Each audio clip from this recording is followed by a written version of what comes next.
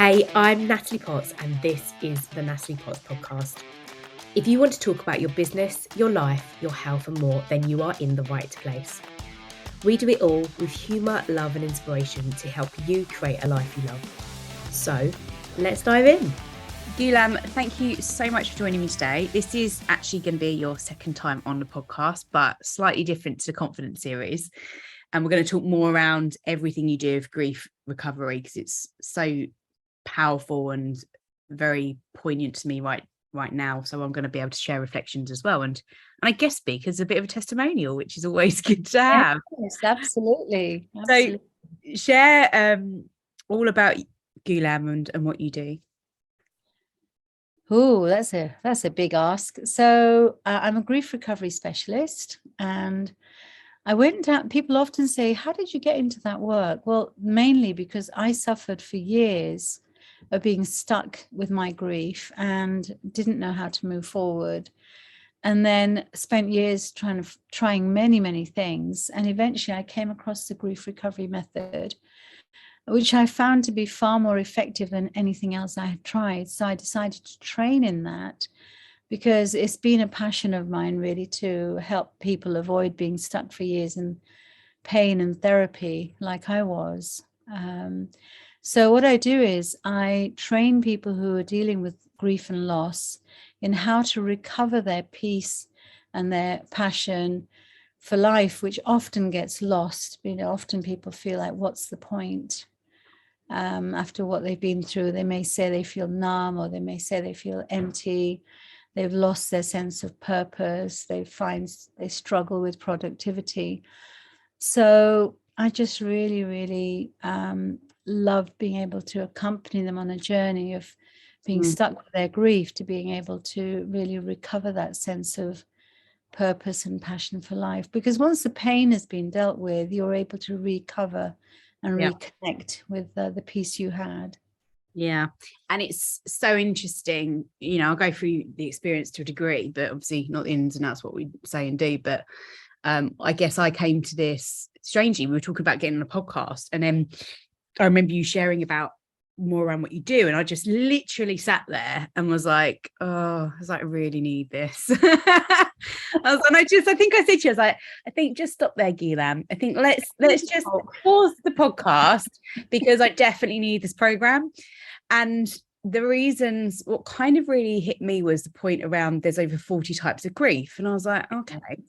And I was in a place where, so we started 11 weeks ago. So you're talking now, so probably again, 9 months previous to that was when I kind of, left my corporate job as such, or decided like I'm going to go, and then worked my exit strategy as such. But that whole period, 9 months before, was where I was going through some real dark times and just having no sense of purpose, and being with an organization for 19 years, where over half my lifetime, to then absolutely nothing, was just this, working like 6 days a week, and all my connections being there in my life, just nothing, was just like an empty hole. And I was like, well, how do I deal with this? And that was one of the real reasons to spend time with you and invest in this. Second one was also centered around previous relationship when I was 26, and really not feeling I'd moved on from that, and like the things I let it go, and the challenge of everyone says give it time, and that type of thing. And I remember at the time it felt like literally somebody had died in my life. So those were the two main points. And then we worked through lots of different things, and then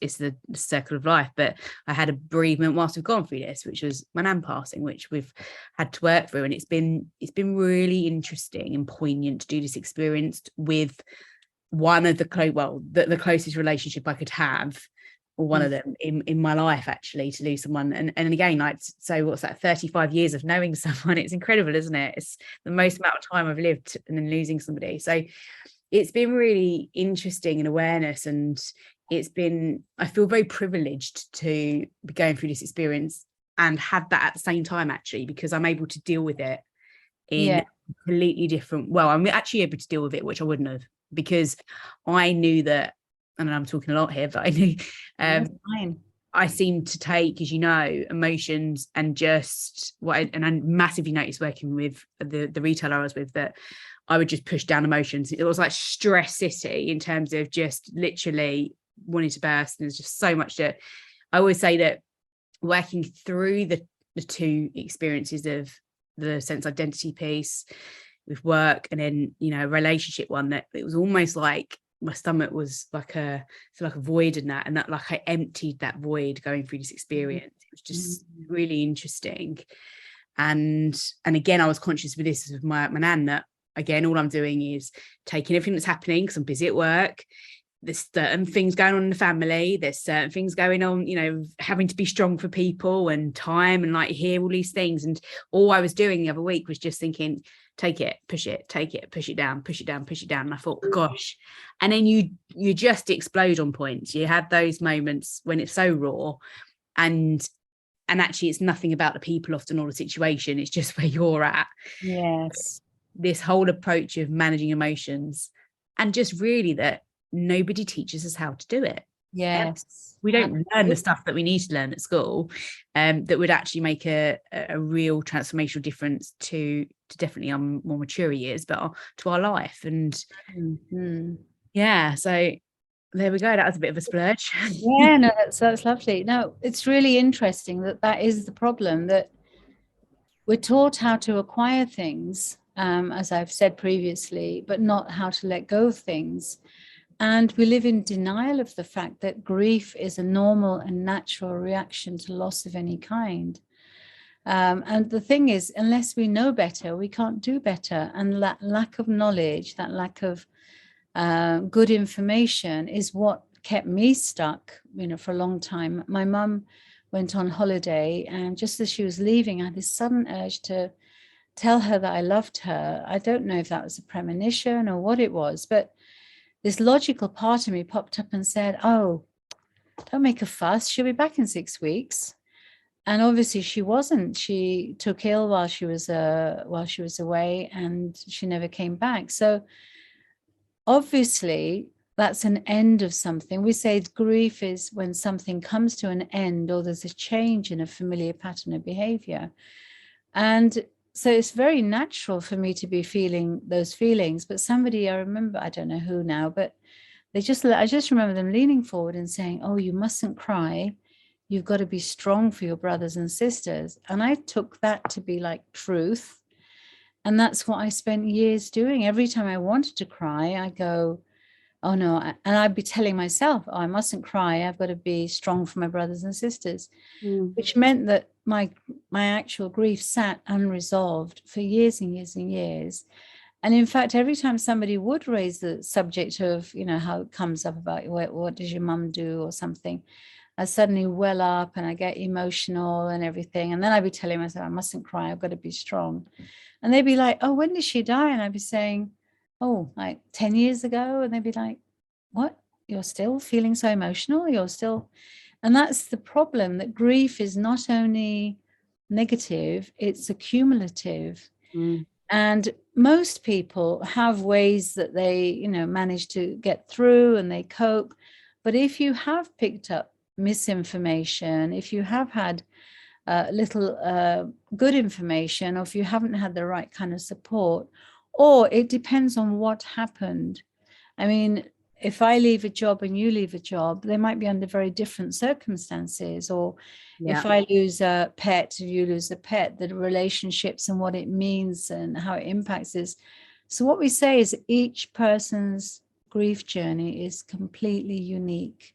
Absolutely. And in fact, on my background, where the little heart is, it's not maybe easy to see, but that's actually a thumbprint heart, just to remind me and remind everybody that actually your journey is very personal and unique, and comparisons are really unhelpful. Yeah. And I want to come back to a few points there that I've noted down around. It's really, I'm very big on noticing what you notice. And I was talking to my coach earlier about what I'm resisting at the minute.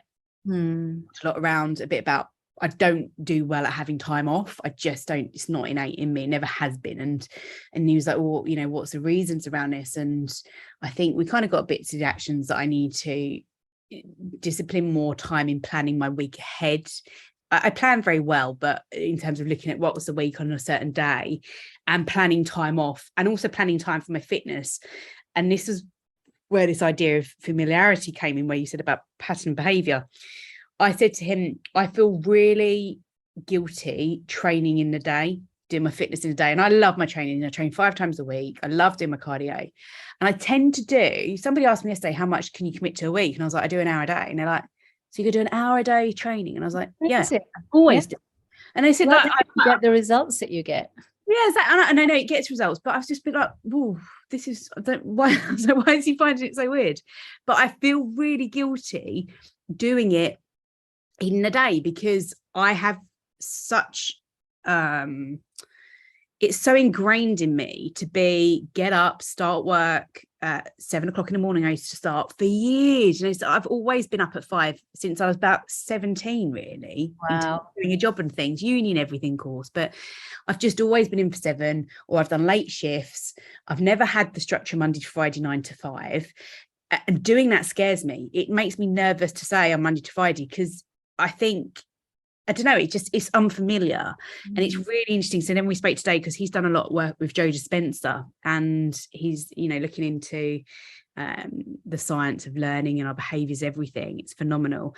And he was saying about, the neural pathways, because we're so programmed and we program that way. And then when we change it, it's unfamiliar. And that's when we feel nervous. And it's exactly the same with this, is that and again, recognizing that it's that change. And then we don't, again, like this, unpack it and explore it. And that's what I love about working with my coach Adam, that we talk it through. It's, it's challenging, and he says, well, what's the reason for that? And he also challenged today, but we've had this discussion 2 months ago, so what's going to be the change now, or what's not working? What do we need to do? So that's where coaching and mentoring is so powerful, and taking time to create the space to listen and raise your awareness in understanding what you need as well. And I've written down awareness there. What it also made me reflect on was, why is this relatable to business? How can we relate it? And the reality is, no one can, they're not solo entities. I think people think that, well, that's work and that's life, right? And it's just not possible. I used to think that when I was a kid at work. I had a whole debate once with a manager. I'm different at work. And the reality is, it's not, because if home life's really tough and challenging, you're going through some crap, you can't just switch it off at work. There's a level you can have the awareness to it to a degree, because I used to say it, and I used to know as myself, when I'm leading a team, I couldn't go in sad every day if I was just feeling rough, because you can't lead people like that. But you have to learn to be vulnerable in the right way with that. And I remember working with many different, hundreds of people, thousands of people, but lots of people around grief as well, and what they needed, and doing the right thing for people, being patient. And I think that's where leadership comes into its own, that what works for one won't work for another. So you had to explore building relationships and everything. So it's none of this is ever just solo. It'll impact. And like I shared, that if I didn't go through the process I've been with you, it would hold me back in my business. Yes. Sure. And like now, even if you think of like my nan, it's like I've had to work through certain things this week and last few weeks to think about, but and it's hard to do it, but that actually the short term is you're going to move forward sooner rather than later in a good way. Yes. And I think that's the problem, that if people think that they're managing to function, they think, oh, well, I'm okay. But somebody I spoke to recently on a discovery call, he said, I feel like my life is like a car that's moving, but it's got the handbrakes on. Yeah. Wow, I love that analogy. And just imagine what life would be like if your handbrake was off. Yeah. And particularly for people, as you say, who are actually in the leadership position, and particularly if you yourself are supporting, encouraging, coaching, helping other people, if you're not able to be there 10 out of 10, that is going to have a huge impact on your what you're able to do for others. Mm-hmm. And the thing is, like I found, you can keep pushing yourself up to a certain point, so you can kid yourself. And on the course, we obviously talk about the short-term energy relieving behaviors. Yeah. people will find all sorts of ways of coping, but which don't actually deal with the root cause of the pain. And many people don't understand that unresolved grief is often about three things. The first is that there's a sense of wishing that things had been different or better or more. So I lost, after my mum, I went on to have I lost my brother, and then my younger sister, and then my father, and then I had 3 miscarriages. And what I noticed with each grief event was that it felt different. Yeah. And usually because of the relationship, but also how things ended. Yeah. So with my mom, I was it was all about the undelivered significant communication I had, that I had that urge, but I didn't listen to my heart. I didn't tell her that I loved her. I didn't. So the undelivered communication was very relevant there. With my sister, it was much more about wishing I had done things differently or better or more. So at that time, we were all reeling from grief, and I had decided to hand in my notice and go traveling, because it was like my life view had just been shattered. It sounds odd, but I had grown up thinking that old people die and other people die. So all of a sudden, it's not old people and it's not other people. And so I just really struggled it just brought up all the big questions of life. Where are they? What's happened? What's happened when they die? And I became very aware of my own mortality as well. I wasn't functioning very well at work. I was doing I'll be strong, I'll keep going. But, staff noticed that, said, Ghulam, we don't think you're coping very well. You should take some time off. And I was like, no, I'm going to get through this. But then I realized, actually, I'm not coping very well. Mm-hmm.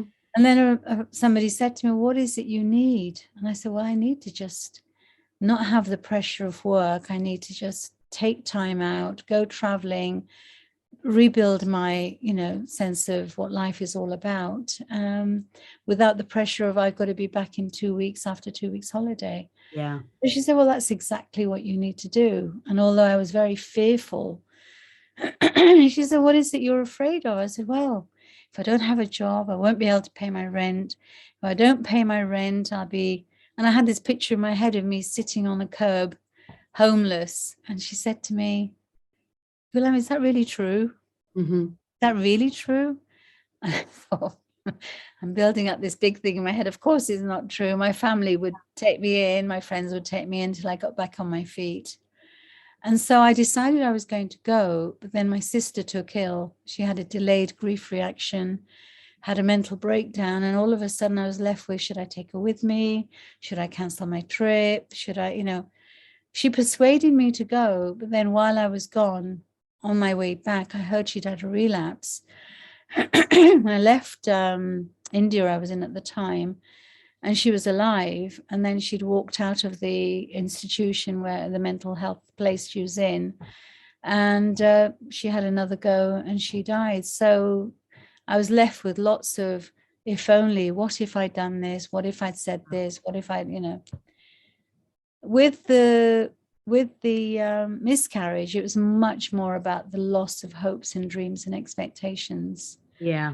Because I had found out that it was going to be a girl, and I already had 2 boys. And so my husband and my 2 sons, lovely as they are, always, I felt outnumbered. I was thinking, oh, great. There'll be another girl in the house. We'll be able to do girly things. I had these fantasies that we could go shopping and this and that. So obviously when the miscarriage happened, that was a huge loss of dreams, hopes and expectations. And that's usually the 3 aspects of unresolved grief. But mostly we don't know what grief is. We don't know how it works or how it impacts us, or how to recognize the signs. So sometimes people can be stuck with the pain. Yeah. I was trying this, trying that, trying the other, but not making any progress. First of all, thank you just so much for your transparency. And I know you've shared this with me before, and I really do value it. I think that's where it's inspiring to see how you are, and that inspiration that makes it easier for people, especially I know if I speak on my behalf in terms of sharing what's really important to me. And if you don't have that part in a relationship, you can't really unpack everything, like you say, the rucksack, isn't it? And I was realizing that I'm just chucking everything in it, carrying it along, and it's getting heavier. And visuals like that always really works for me. And really the idea of going back to the Sturbs, that I guess one, I didn't recognize that the career change was a loss. And even sometimes when I tell people now that I've looked at it like that, they're like, is it? And I was like, yeah, it is. But it's still really like grief, because change. It was so much love and attachment and everything, that part, like you say there, the loss of hopes, dreams and expectations out of that, for sure. I was really clear on things like that, and just like snap my fingers, gone. So I was, the shocker one for me, there was a few few things I was doing, which was, one was drinking. I was drinking more in the evenings as a mechanism, and my routine was pretty dire. It was get up, intense gym, go to work, do a long 10-12 hour shift, which was normal, didn't know any different, come home, drink a bottle of wine, 3 gins a night. And I honestly, I don't know how my body took it, to be fair. And I did that for a good amount of weeks, and then it was when it kind of started to hit as well.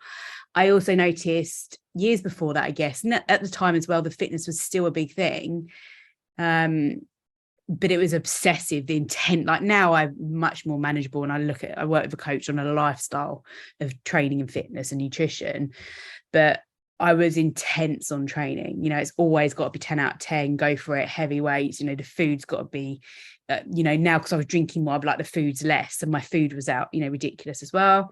So I noticed that was another one. Workaholic, like I just said, the shifts I was doing were ridiculous, and then I'd still come home and do other bits. I never turned my phone off, my work phone. It was just, I remember coming home and I'd do schedules, or you'd have your shift on, so they'd be messaging you at night, and I looked at the way that I'm serving, but I wasn't serving myself. And I think that's come through this we talk a lot around, what are you doing for yourself this week, self-care. And that's really helped me, again, probably even more so the last 4 weeks, really thinking of that question, actually, what am I doing? And then the final one that was most interesting was the idea of helping others. And it's naturally what we do as a service. However, I noticed that I was, I'd volunteered for crisis support back in 2018 and done it for a year and a half, but I noticed I've always want to be doing it because it gave me a feeling of feeling good. And it was that feeling good. It's like that dopamine kit that everybody wants. And what it wasn't doing was really unpacking the fact that I wasn't feeling great about things. And that was my kind of the channel I would go to feel that factor. And then, do you know what? Everything's fine, really. Don't worry, cover it over with that. It's fine. Really, really interesting one. So I think that, it's like you say, how do you recognize those signs? And sometimes it's, taking that step back and getting the awareness, and hopefully like this, just sharing this for people that, I didn't know about it until we met in our business mastermind. And then, then it's obviously, I talk to lots of people because I love connecting with people, but that's where it's been really powerful. And off of that, I think you touched on it earlier about I've done years of therapy since 2019 when I was signed off initially with burnout, and I went into CBT, which was a horrendous experience, wasn't great. Then I've done rapid transformational therapy, which has been good at points. I've done hypnosis, meditation stuff that's slightly linked to therapy. I've done private therapy, which is quite holistic. I've then done a set program, which was around relationship with food. And it got to May, and I was like, I'd stopped therapy actually, which was interesting, but I always pay attention to think, I know I need something at the moment. It's not just holistic kind of therapy of everything in my life, because that's worked for 5 months. I need to try something different. And then I think it's that awareness. I'm not sure what it is, but the patience of just waiting something will come. And then that's where I also trust in the idea of the universe in the right proactive way, not geeky, but it's woo-woo or anything. I think people are generally all nothing wrong with a bit of woo-woo, I'd say. Always, yeah. But that's where it's very different, and I want to make that clear to people. I think it's probably in some ways not to put people off, but it's about making sure that you really explore, is this right for you? And that doesn't put you off, exploring and discovery and everything like that, but you really need the awareness that you're going to invest and commit in this. And like I said, there was probably week 9 onwards, I think I remember coming to you and saying, this is bloody tough now, actually. And I still did the work. I think last week was my hardest one with Mam, but you got to commit to this. Yes. And really, we always say that I can teach you the knowledge, the tools and processes, but it's like if your garden is full of weeds, we often use that analogy that we do. Your garden has become a wasteland for various reasons. However much I teach you what you need to do, in the end, you're going to have to do that digging and getting things. And sometimes people are looking for a quick fix, but the reality is if you just chop the weeds off, it does look different for a short time, but then they just grow back.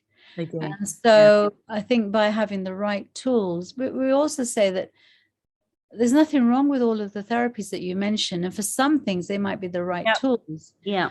But we say, imagine if you want to paint your room and you've got a screwdriver, a saw and a hammer. Mm-hmm. Now they're great tools, but they're not the right tools for that job. And so what I really love about the grief recovery method is not only is it just step by step and action based, but it's very empowering. So once you've got that knowledge, tools and processes, you can use it on all your past grief, things that are happening right now, you might face in the future. So you can face them, with more confidence, knowing that you have a way to be able to unpack and deal with it, rather than just be overwhelmed and stuck.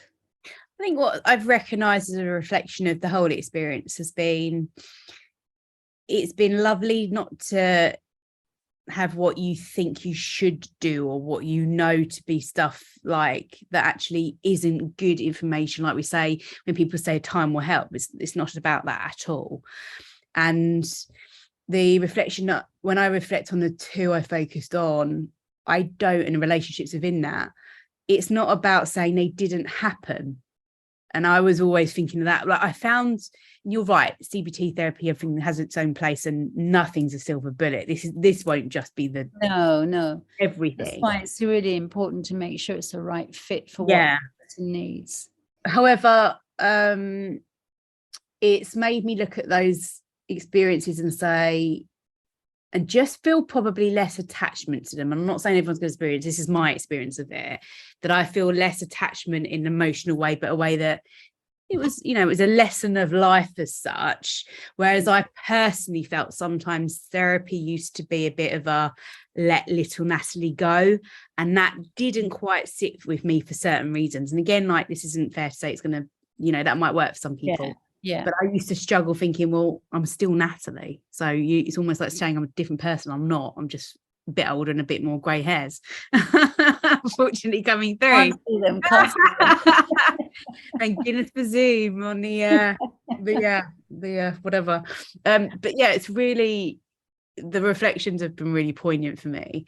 And I think the confidence in that we're going to have painful times in life. My cousin challenged me on this the other week. She said, because I shut off some things, like put walls down, barriers, and sometimes I won't let people in and stuff like that. And that's that vulnerability that I've had to work on as well. And she was like, you're going to get hurt in life. You're going to get pain. You're going to have people disappoint you. And I was like, and I needed to hear that as well. And it was interesting. And I think that's the part as well. You've got to be mindful that's going to happen. However, this is, like you said, giving me the confidence to say, I now have the tools to know the process and what I need to do around this and what that looks like, and that it had helped in those other relationships. Therefore, I'm confident if I do it in this way with these, it's going to help me. And again, I think, doing it the first few times, you think, oh, it's quick, it's done, but it's not. It's about, like we know, that part of actually I didn't say that, and it's that undelivered messages, and that's been key to think about as well. And I guess a real true reflection as well is how powerful it is to talk out loud one-to-one. Hence, I think the process of doing it with someone is absolutely worth the investment.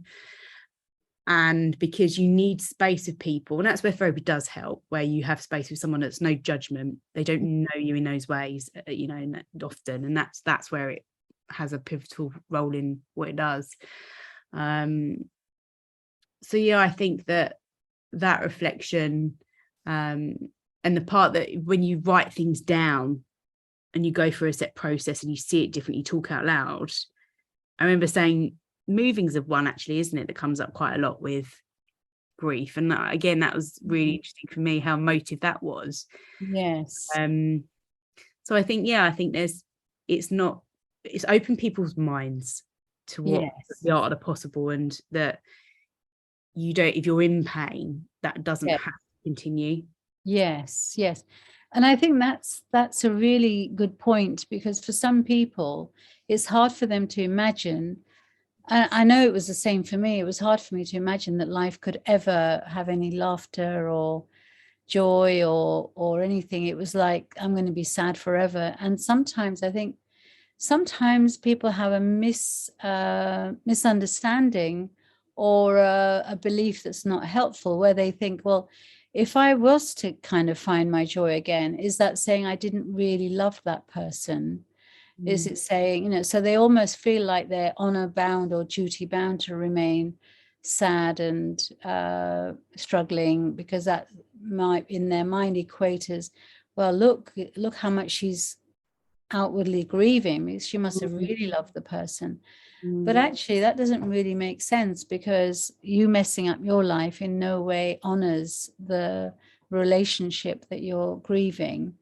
And so finding a way to really learn those lessons, to gather up all the really fond memories, to complete the incomplete and unfinished business.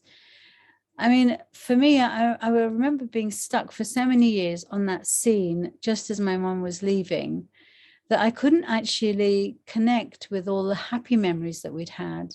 And there were so many, but every time I thought of my mom, I'd be back at that spot. It's as if my life was, your screen freezes sometimes. It's like the life screen had frozen on that moment. So every time I thought of my mom, I was back there telling myself off. Why didn't I listen? Blah, etc. And when you're cut off from all, because the person's life is so much more than that very final bit of how they went or how it finished, or just as your life of working for that organization, there was so much more to it than the, final bit of where things didn't quite, feel right and you struggled. And sometimes we're so focused on that struggle that it fills up the whole of our attention. And it's like we can't access all the other things. So we're left constantly feeling, that swirl of emotions in the gut, which obviously has an impact physically, mentally, emotionally, spiritually. Yeah. I've forgotten what I was saying. No, it's fine. It does that. It's where the conversation's so rich. It can take as well. If people are currently listening to this and it's resonating, but they're very nervous still to reach out, or think that no, that's, there is maybe that point of, no, I don't need that, I'm okay. What would your advice be to them in terms of being a bit more open-minded around how this could change their life and what they need to do? Because sometimes people need to be told what to do a little bit, to a degree, if this would work for you.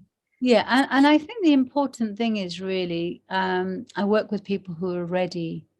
They've realized that life isn't working. They're not happy with how things are. They want something different.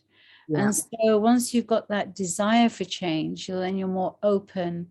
I often talk about the W's, that you need to recognize you've ended up in a bit of a wasteland. And then you've got to want change, and then you've got to be willing to commit to do what it takes. You've got to do the weeding. You've got to explore what are the life-limiting beliefs you picked up, the misinformation. Until you weed those things out, you can't really plant things that can produce better results.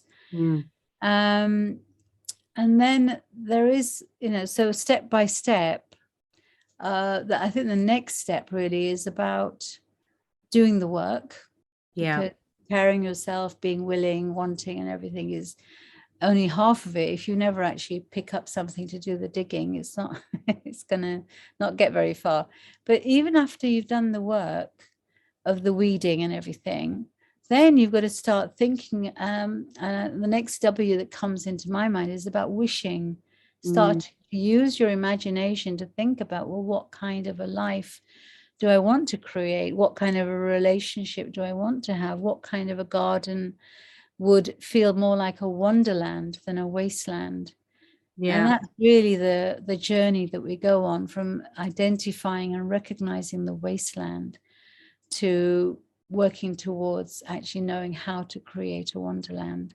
So at the end of my 90-day program, my promise is that you'll have a personalized plan now of the knowledge, the tools, and the processes that you can use to deal with any grief, future, past, present, resourcefully. Yeah. And that's what I love about it, really, that it's so practical. I would 100% stick by that it absolutely is. But I think also on top of that is with the confidence to do that it's like, yes, I can do that now as well. And that you've come through it with, with trusted support and advice as well, and someone listening. So I think that absolutely, if you kind of they say sitting on the fence, and I've heard this before, that you kind of get, I don't like sitting on the fence because it's painful. But what's really poignant there is where you say about what life do I want to create, and going back to a desire for change. I love that that language around that, and it's absolutely true. And I think you do have to be ready, like you said, but then sometimes it's challenging yourself. What, am I ready or not ready as well within that? Because I think we can put it off. I think it starts off by assessing and being aware and assessing what's happening with your heart. Yes. So if I was to ask myself on a 0 to 10, how happy am I with the garden I've got it right now? Yeah. And some people ecstatic, and that's fine. This is not necessary for everybody. And some people might be, they've got a general sense of dissatisfaction, but they're not quite sure why. And it, a very low risk thing that they can do is to join my Facebook group, which I'm just setting up, called Handling Grief. Yes. There'll be lots of tips and resources. There's some free stuff they can download, and they can just lurk in the background. Do we like lurkers? No, we don't, but we have done it. I don't know about you, but I'm confessing that sometimes, I just want to lurk. But by lurking, you get to know the person, you get to know their values, you get to know their philosophy. And then you feel a bit more confident about, well, let me reach out and book a discovery call. And again, as I said, really, my heart is to help people who are stuck with their grief, or they just realize that they're not where they want to be. And then I can talk through. And really, the purpose of that call is really to find out what is going on for them, how much is it impacting their home, their work, their relationships, their mental well-being. Yeah. And if it's something that they think is really something that they really want to deal with, then we can talk about how we can move forward.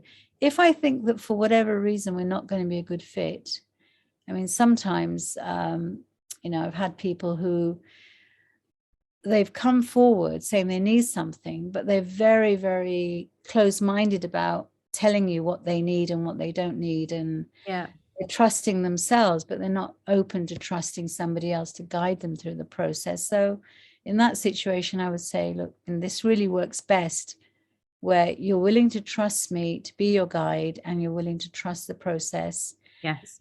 Some people, they need to understand everything. And if they can't understand everything, they don't want to take a step, and they kind of overthink things and tie themselves in knots. So I know that's not going to benefit them, and it's going to end up being difficult for me. So I'll just say, well, let's have a look at what else might be more suitable. Or it might be they need grief recovery, but maybe I'm not suitable match for them. So I'll say, well, let's see who else might be a better match. So sometimes I've said that to people. I've said, look, I think maybe you're not quite ready for this at the moment, because as you say, the people who get the best results are the ones who are really willing to put in, it's a 12-week, and each week they have some, as you know, There's a session, you learn some new things, and then you go away and do the homework. And the ones who get the best results are the ones who are committed to following the instructions, just step by step. Yeah. Because each piece, as you know, you get another piece of the jigsaw puzzle, and then it all makes sense. But sometimes people like it to all make sense before they'll take that first step. 100%. But really, a very low risk thing is to educate yourself about grief, what it is, notice the symptoms, how it's impacting you. But I'm very happy to have a quick call with people. And if I think it's something they'll benefit from, we can then go on to have a discovery call, which is free. So it's very low risk. Ghulam, you've done a part in Connection, so definitely go ahead and the invite's there to be a part of your Facebook community, so for sure do it, and I am. It's been an absolute privilege to get to work with you, and I think I'd be more nervous about the fact of where my life would be if I hadn't gone through this process, and the fact that I think that maybe I trusted in the universe and everything just to tell me that that's what I needed at the time, and I was ready, and I was going to commit because I knew I would did, and you were very open and honest about that. And I love what you share there, that if you're not the right person for somebody, you're happy to signpost. I think that's beautiful, and not enough to do that certainly in the world I'm around as well, of coaches. So very absolutely aligned to your thought process around that. It's been amazing to get to talk to you today, so thank you so much for your time. I really value it, as always. And I highly recommend, if that's resonated, that you reach out to Ghulam, because I know she'll definitely help you with everything we've shared here from a place of love and good intent as well. So thank you so much. Oh, it's been such a pleasure. Thank you for having me. You're and more importantly, it's been such a pleasure to work with you, because you've been really committed to, even when it got tough, you just, because I offer the fact that in between sessions, if you're struggling, because I know people hit it at different times, depending on what they've been through, but I'm there the whole way. You have to do the work, but I'm with you the whole way. And so it's such a privilege, really, to be part of your journey and to see where you are compared to where you were when you came. So thank you from my end. I'm a good girl, right? You definitely are a good girl. I do get that a lot of keeper. You're a keeper. Very studenty. I'll tell my half that. You need to listen to this podcast because she said I'm a keeper. Yes. Yeah, look, amazing. I'm excited to see where we both are next year with everything. Yes, that would be really great. This is what's amazing about business, isn't it? We just collab and you help each other, and that's what I love about this. It's amazing. Yes. Well, thank you. You're welcome. Thank you. Thank you so much for listening. I hope you enjoyed today's episode. If you felt inspired, please make sure you share this with a friend and subscribe to the podcast so you never miss an episode.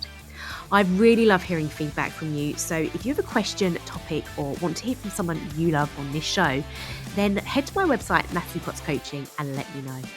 Until next time, have an amazing week and know that you have value to offer this world.